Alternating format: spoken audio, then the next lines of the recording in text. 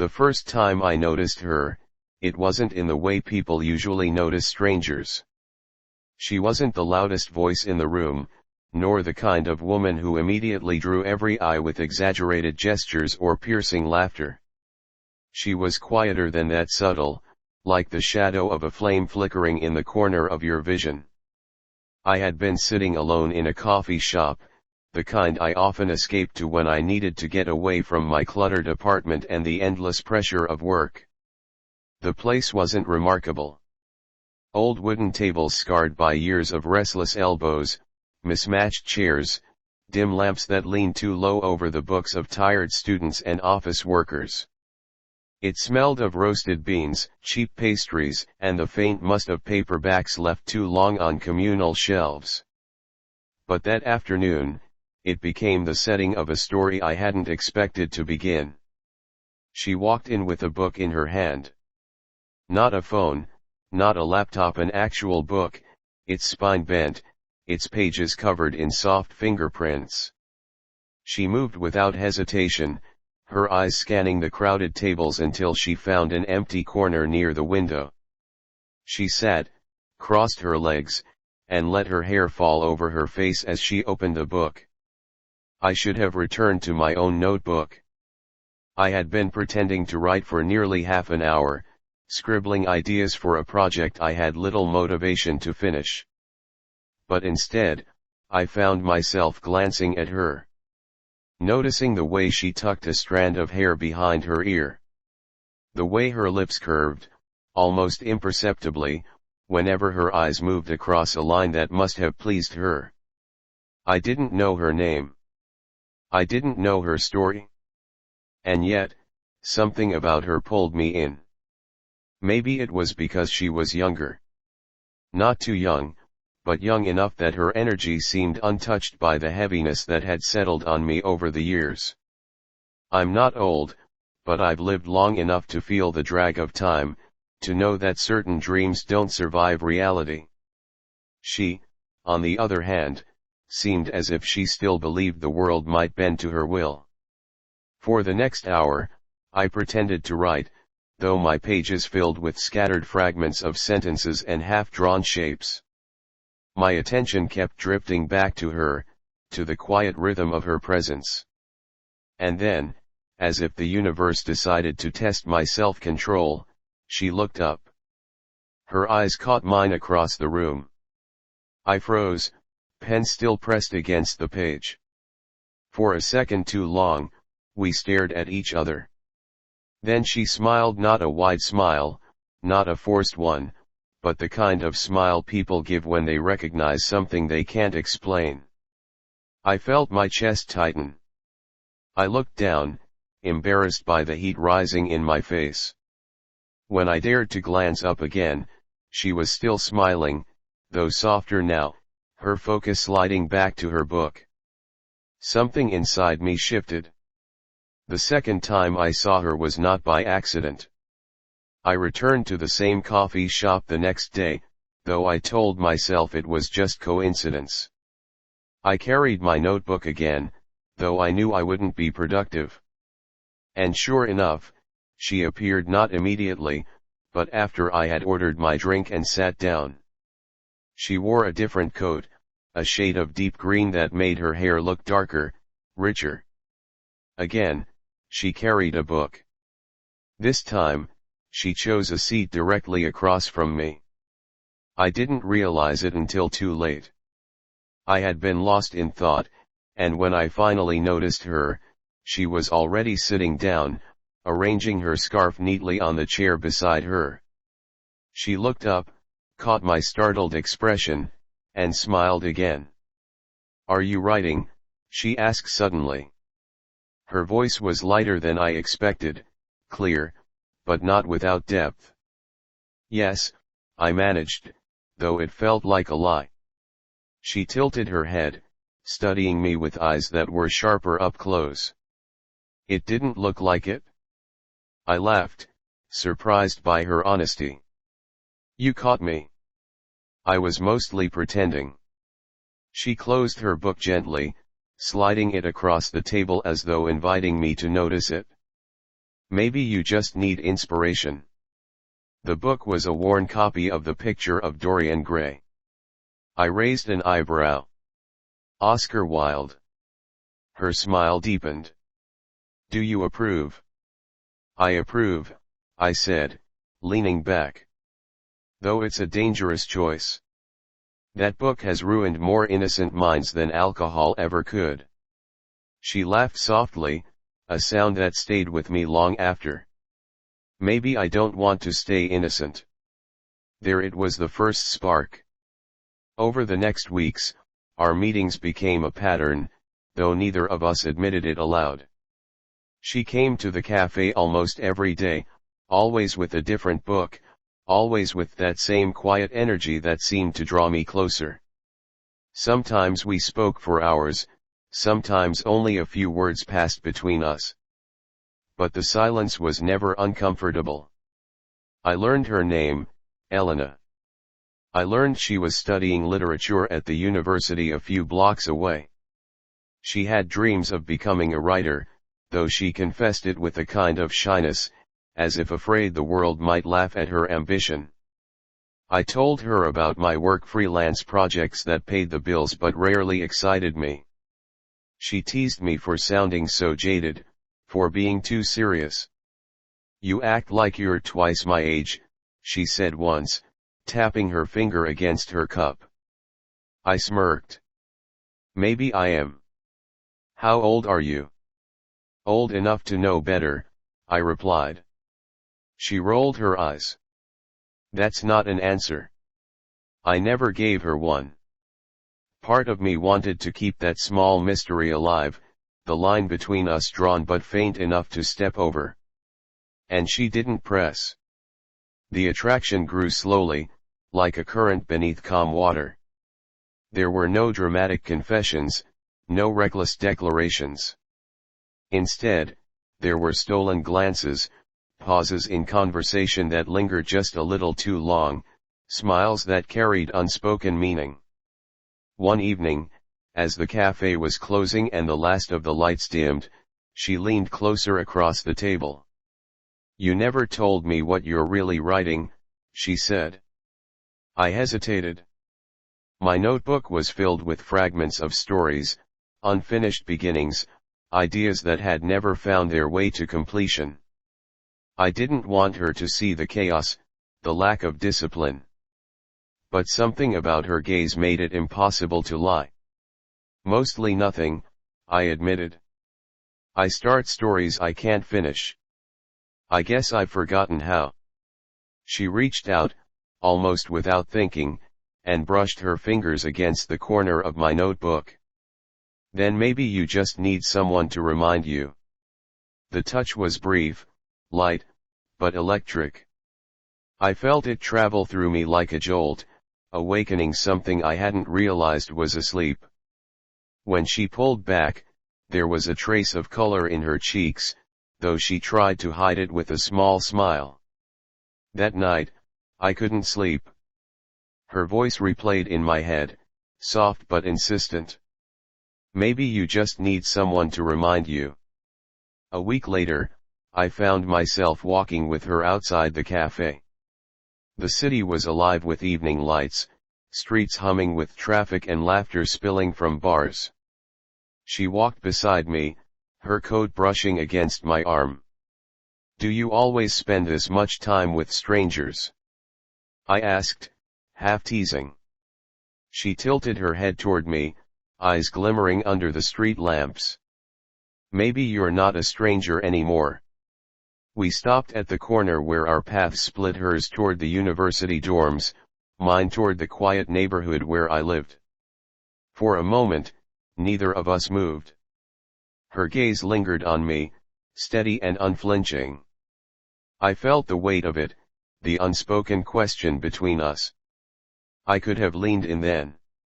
I could have broken the fragile line, tasted the truth that hovered just out of reach. But I didn't. Something held me back, fear, perhaps, or the knowledge that once crossed, such lines can never be redrawn. Instead, I smiled and said, "Good night, Elena." She smiled back, though there was a flicker of something in her eyes. Disappointment. Anticipation. I couldn't tell. Good night, she whispered, turning away. I watched her walk into the night, her figure dissolving into the crowd, and felt the ache of something beginning. Something dangerous. Something inevitable. And so it began, our story. Not with fireworks or dramatic gestures, but with quiet encounters, stolen moments, and the kind of connection that grows stronger the more you try to ignore it. I didn't yet know where it would lead. But I knew this: she had already stepped into the spaces of my life I thought were closed forever. And I wasn't sure I wanted her to leave. The following weeks unfolded like chapters in a book that seemed to write itself. I no longer went to the cafe just for coffee or a place to sit with my notebook. I went because of her. Elena. Her presence had become a quiet constant in my days, a rhythm I found myself craving. Sometimes, she arrived before me, already curled up in her corner seat with a book spread open on the table. Sometimes, I caught her entering just as I did, and we would laugh at the coincidence, though deep down we both knew it wasn't coincidence anymore. We were orbiting each other, and gravity was doing its work. One afternoon, I asked, "Do you ever study in the library?" She wrinkled her nose. "Too quiet. Too many rules. I like places that are alive." "You mean places where you can get distracted?" I teased. She smirked, leaning on her elbow. "Or inspired. Depends how you look at it."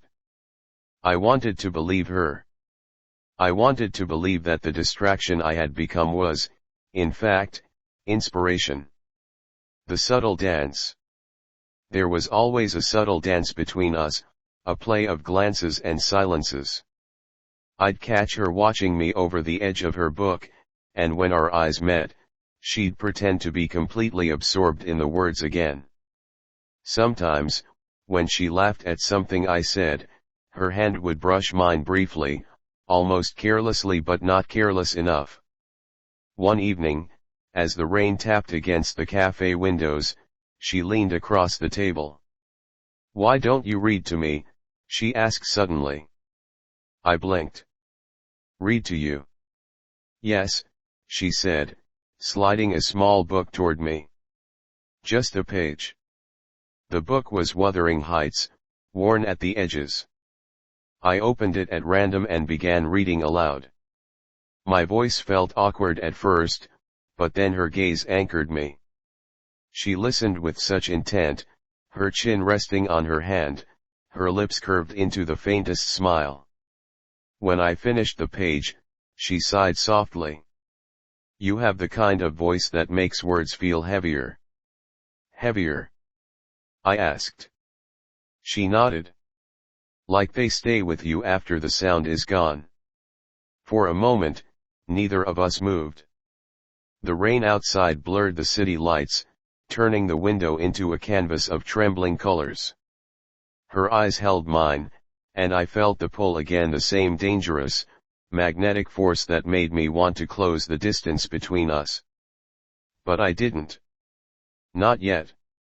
Walking together. Soon, walking her back to her dorm became a quiet ritual.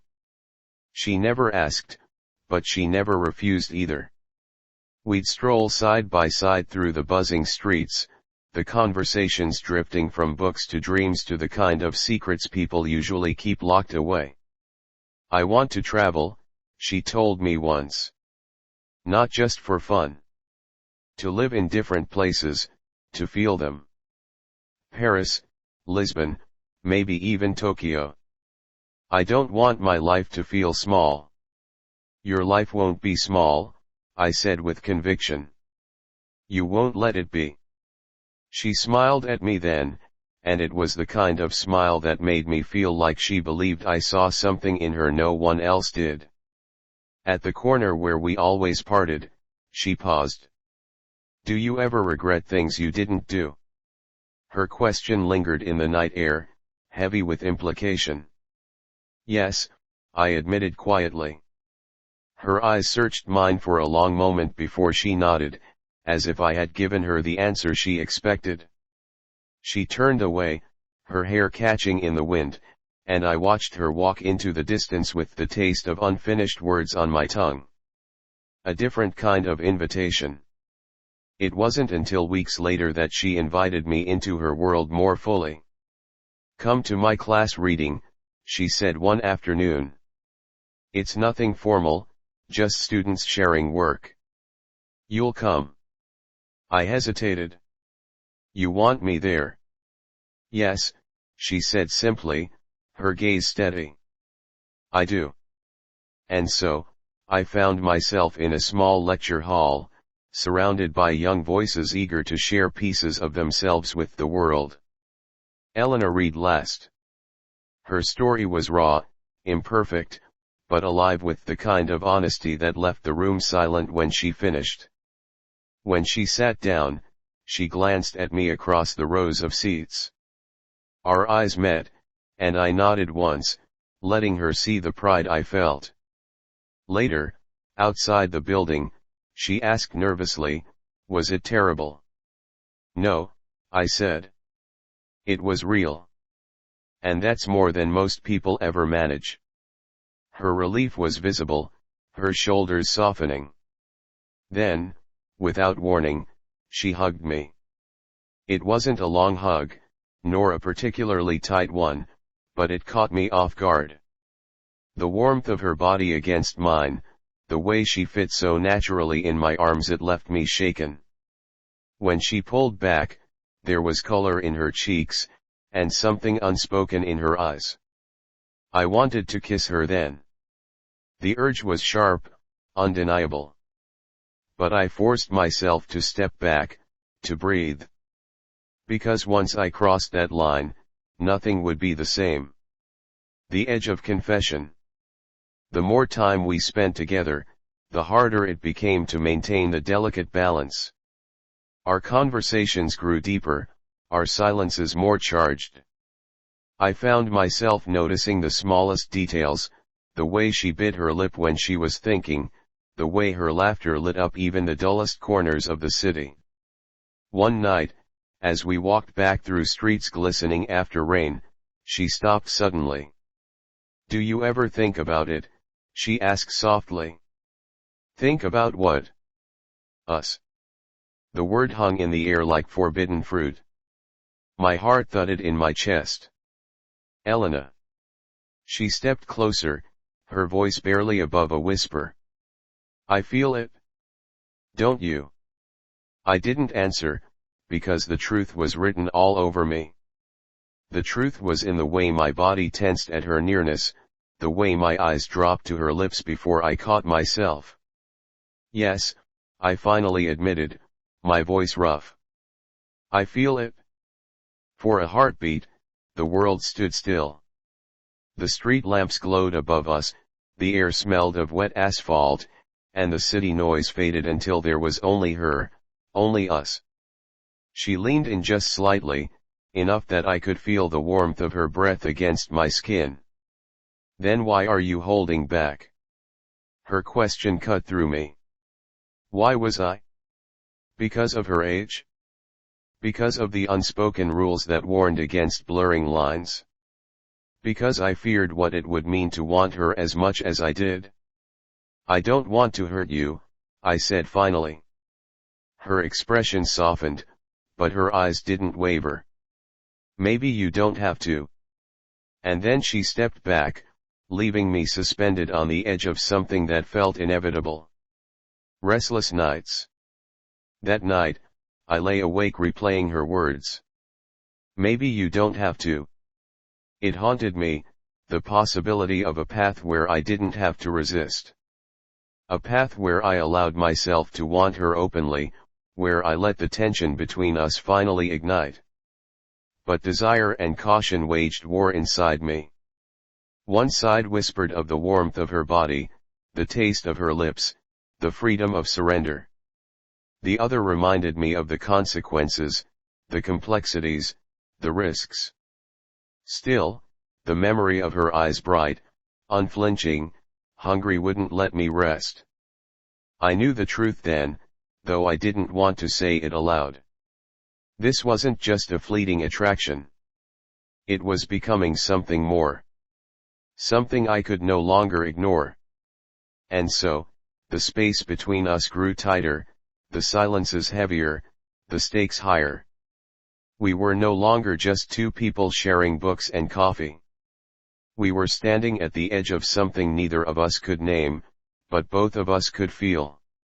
And soon, I knew, one of us would take the step that would change everything. The shift between us wasn't marked by a single moment. It wasn't one kiss, one touch, one confession. It was gradual, like the slow breaking of a dam, the cracks spreading wider until resistance became impossible. Still, I remember the night when everything truly began to change. The empty cafe. It was late, later than usual. The cafe was nearly empty, the air thick with the scent of coffee grounds and faint music playing from an old speaker. Elena and I had been sitting across from each other for hours, our conversations meandering from literature to dreams to questions neither of us knew how to answer. She leaned back in her chair, stretching slightly, her sweater slipping off one shoulder. The gesture was unconscious, but my eyes caught the bare line of her skin, the delicate curve that led to her collarbone. I looked away quickly, but not quickly enough. "You looked," she said softly, a teasing smile tugging at her lips. I froze. "I didn't." "You did," she interrupted, her tone playful but her gaze steady. "And you know what? I don't mind." Her words landed between us like a spark. For a moment, the only sound was the hum of the refrigerator behind the counter. "Elena," I began, but she leaned forward, her voice lowering. "Stop pretending you don't feel it. I see it in your eyes. I've always seen it." My throat went dry. The truth I had been holding back for weeks was suddenly laid bare, exposed under her gaze. Before I could respond, she reached across the table, her fingers brushing lightly against mine. It wasn't the first time she'd touched me, but this time there was no accident, no pretense. It was deliberate. The touch lingered. My pulse quickened. I could have pulled away. I should have. But instead, I turned my hand so that our fingers intertwined, her skin warm against mine. Neither of us spoke. We didn't need to. Walking into the night. When the cafe closed, we stepped out into the cool night air. The city was quieter than usual, the streets nearly deserted, the lamps casting long shadows across the pavement. We walked side by side, closer than before, our hands brushing now and then until finally, she slipped hers into mine. Her grip was firm, certain. As if she had decided long before I had. We walked in silence, the simple act of holding hands louder than any words we could have spoken. Every step tightened the coil of tension between us, every glance fed the fire growing just beneath the surface. At the corner where we usually parted, she stopped. "Don't say good night yet," she whispered. Her eyes met mine, full of daring and vulnerability all at once. I hesitated, torn between caution and desire. But then she stepped closer, so close that the warmth of her body pressed faintly against me. And I couldn't resist anymore. The first kiss. It wasn't dramatic, not the kind of kiss written for movies. It was hesitant at first, almost trembling. Her lips brushed mine, soft, testing. But the moment contact was made, restraint shattered. The kiss deepened, slow but hungry, the kind that carried weeks of unspoken longing. My hands found her waist, pulling her gently against me, while hers slipped up to the back of my neck. For a long moment, the world disappeared. There was no city, no night, no rules, just the press of her mouth against mine, the intoxicating rush of finally crossing the line we had danced around for so long. When we pulled apart, both of us were breathless. Her forehead rested against mine. "I've wanted that for so long," she whispered. "So have I admitted, my voice rough. Her smile was small, almost shy, but her eyes burned with certainty. "Then don't make me wait again." The apartment. That night, I didn't walk her just to the corner. I walked her all the way to her dorm. We stood at the steps, the weight of our kiss still between us. She looked up at me, biting her lip. "Do you want to come in?" The question sent my heart racing.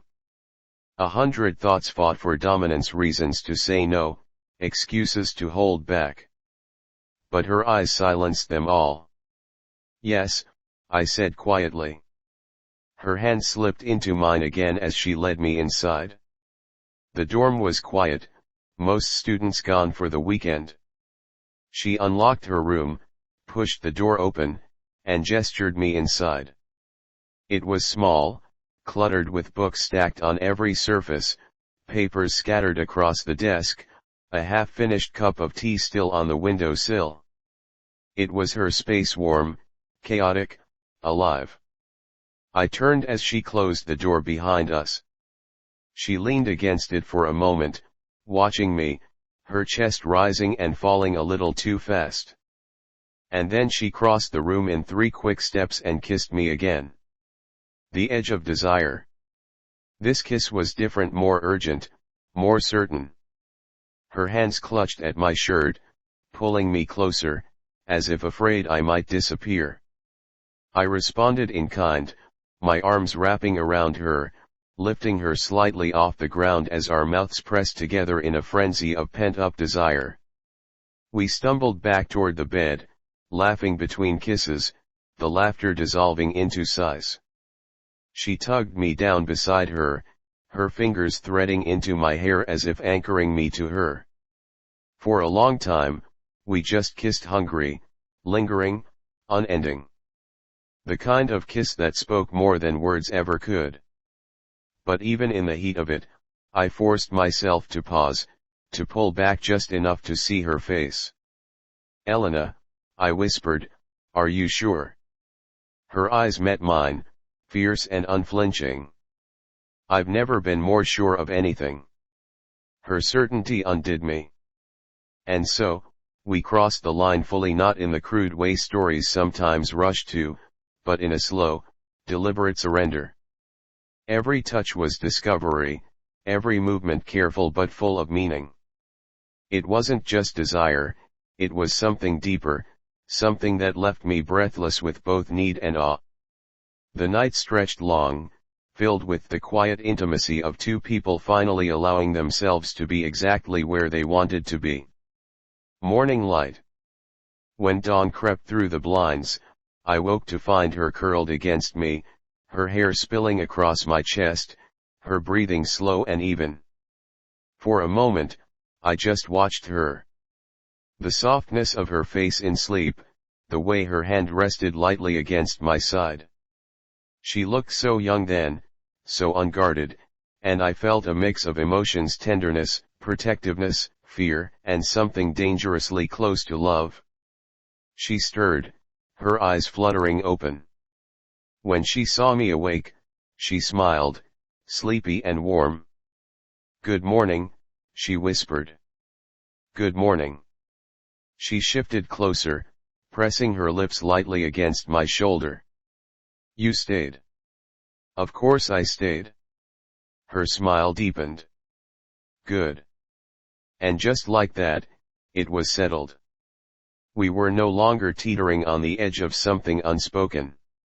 We had crossed the threshold, and there was no going back. A new kind of complication. But as sweet as the morning was, I knew complications would come. Relationships built on secrecy, on blurred lines and hidden desires, rarely remains simple. Still, as she lay beside me, her hand finding mine beneath the sheets, I decided not to think about consequences. Not yet. Because for the first time in a long time, I felt alive. And whatever storm waited ahead, I knew I wasn't ready to let her go. The days that followed felt like stolen time. Every glance, every whispered word, every kiss behind closed doors carried the thrill of secrecy. We weren't reckless in public, not exactly, but there was always a current beneath the surface. A brush of her hand against mine when no one was looking. A glance across the cafe that lasted too long. It was intoxicating, like living in a story we both knew couldn't last forever. And maybe that was why the first crack hit so hard. The other man. It began innocently enough. I was sitting in my usual corner of the cafe when Elena walked in, laughing at something a tall, dark-haired guy beside her had just said. He carried himself with the easy confidence of someone who never doubted whether he belonged. I felt it immediately, the twist in my stomach, the sharp bite of something I didn't want to name. They ordered together, still laughing, still sharing private little comments that excluded the rest of the world. And when she finally noticed me, her expression flickered just for a second before she smiled and waved. She brought him over. "This is Daniel," she said lightly. "He's in my lit class." Daniel extended a hand. His grip was firm, his smile practiced. "So you're the guy she's always talking about?" I forced a smile of my own. "Am I?" Elena shot him a look, half annoyed, half playful, but didn't deny it. The three of us sat together, though it quickly became clear I wasn't part of their rhythm. They traded inside jokes about professors, argued about novels, leaned close when they spoke. I watched, silent, the jealousy in me coiling tighter with every passing moment. When Daniel finally left, Elena turned to me, her brow furrowed. "What's wrong?" "Nothing," I lied. She studied me for a long moment before sighing. "You don't have to be jealous." "I'm not jealous." Her small smile told me she knew better. The argument. That night, the tension followed us back to her dorm. We sat on her bed, the air thick with unspoken words. "You didn't like him," she said softly. "I don't trust him." Her eyes narrowed. "Or you don't trust me?" The question cut deeper than I expected. "That's not what I said." "But it's what you mean," she pressed. "You think because I spend time with someone else, it means I want him instead of you." The truth was complicated. I did trust her, at least, I wanted to. But seeing her with someone closer to her age, someone who seemed to fit seamlessly into her world, reminded me of the gulf between us. "Elena," I said carefully, You're brilliant, beautiful, alive. And he's part of your life in a way I'm not." She reached for my hand, her touch firm, grounding. "You're wrong. You don't see yourself the way I do." "And how do you see me?" Her eyes softened. "As the man I chose. The one I want." The words should have reassured me, but instead they lodged in my chest, heavy and fragile all at once. Distance. 4 days after, something lingered between us. We still met, still kissed, still laughed, but the ease we had before was strained. I caught myself watching her too closely, second-guessing every word, every glance. And I hated it. One evening, she pulled away mid-conversation, frustration flashing in her eyes. "You're not here," she said. "Even when you're sitting right in front of me, you're somewhere else." I rubbed my face, exhausted by my own doubts. I just don't know where this is going. Her voice softened. Neither do I. But isn't that the point? To find out together. The simplicity of her words should have been enough. And yet, the fear remained. The confession. The breaking point came one rainy night. We were walking home under a single umbrella, her shoulder pressed against mine. She was talking about a book, her voice animated, but I wasn't really listening. I was too lost in my own thoughts. Finally, I stopped in the middle of the sidewalk. Elena, this might be a mistake. She froze, her eyes wide. A mistake. This. Us. My throat tightened as I forced the words out. You deserve someone who fits your life better. Someone who doesn't make you hide, who doesn't make you question everything. Her lips parted, as if I'd struck her. For a long moment, she just stared at me, the rain falling harder around us. Then her expression hardened. You don't get to decide what I deserve, she said, her voice sharp. Elena. No, her eyes burned with anger and something like hurt. If you want out, say that. But don't pretend you're doing this for me. The silence that followed was unbearable. And then, without another word, she turned and walked into the rain, leaving me standing there with the weight of my own cowardice. The absence. The days after were worse than I expected. No texts, no messages, no familiar figure waiting at the cafe. I told myself it was better this way, that maybe I had been right to push her away. But the hollow ache in my chest told another story. Everywhere I went, I saw her laughter in strangers' voices, her hair in passing crowds, her words echoing in the quiet of my apartment. It didn't take long for me to realize the truth. I didn't want freedom. I wanted her. The return. A week later, I found myself back at the cafe, restless, desperate. I didn't expect to see her. But when the door opened and she walked in, my heart nearly stopped. She looked tired, guarded, but still achingly beautiful. Her eyes found mine instantly, and for a moment we just stared at each other across the room. I stood, crossing the space between us before I could lose my nerve. Elena, I said softly. She folded her arms, her voice cool. What do you want? You, I admitted. Only you. I was stupid to push you away. Her eyes searched mine, looking for cracks, for lies. Finally, she whispered, then don't do it again.